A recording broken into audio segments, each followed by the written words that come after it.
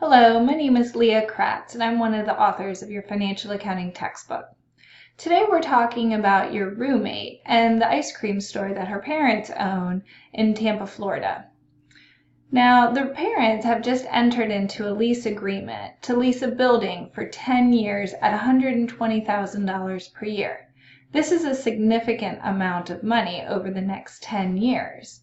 Now, the roommate is confused because she understood that there were multiple ways to record this lease. With one event, there could possibly be multiple alternatives for recording a lease, and that's what we're going to discuss today. Some of the options in lease accounting have actually evolved in recent years, and there's some new regulations. So first we'll start with some of the historical lease accounting, and then we'll look at the current options that the parents have.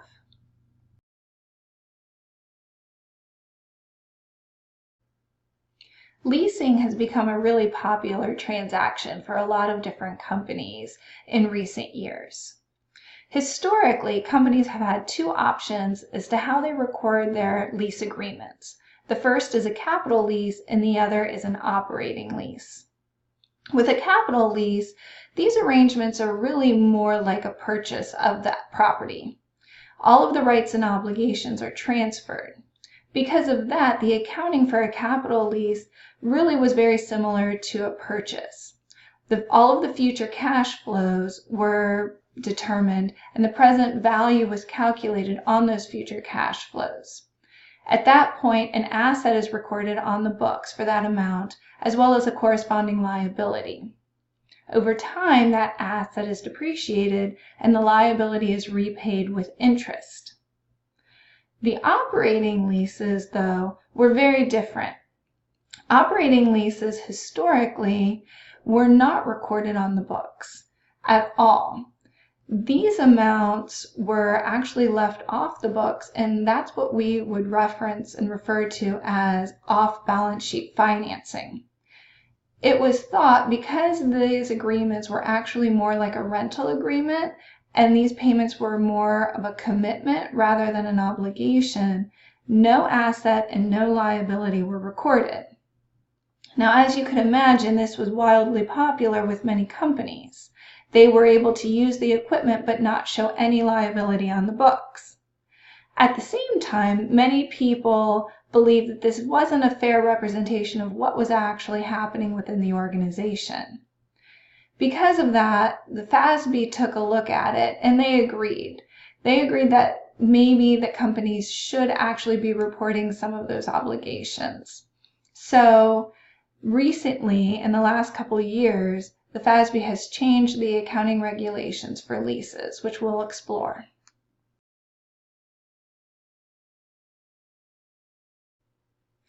A couple years ago, the FASB updated the lease accounting regulations, and with it, they updated some of the terminology.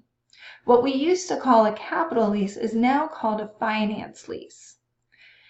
The finance lease is more like a purchase arrangement than a rental agreement.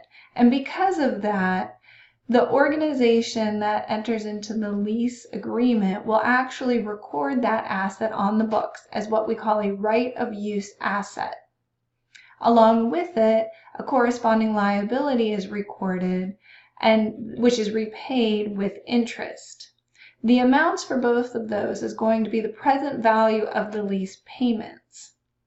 Now, to qualify as a financing lease, one of 5 criteria must be met. If any one of those criteria are met, it is considered a finance lease, and the organization will record that minimum lease payments, the present value of those payments, on the books as a right of use asset and as a lease obligation.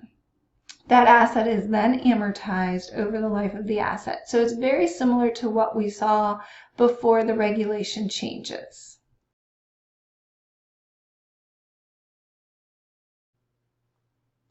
Since FASB changed the regulations for operating leases, we now record those operating leases on the books. Remember, historically, operating leases were left off the books, and that's what we called off-balance sheet financing.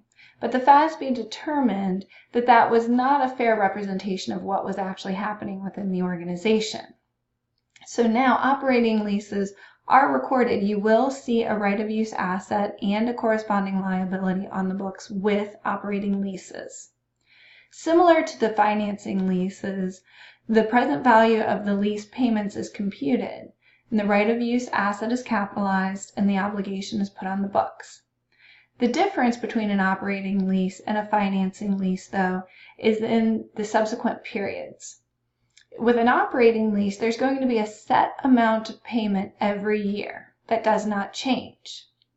But over time, the interest is computed on that obligation, and that's subtracted from the lease payment. The difference is the amortization expense. So over time, the amount being charged to interest reduces, and the amount being charged to amortization expense increases over time. The FASB really determined that off-balance sheet financing is not a fair representation of what's happening in the organization, so therefore now we do record operating leases on the books. If you recall from financing leases, if there are 5 criteria and any one of those is met, it's a financing lease. If none of those criteria are met, it's considered an operating lease.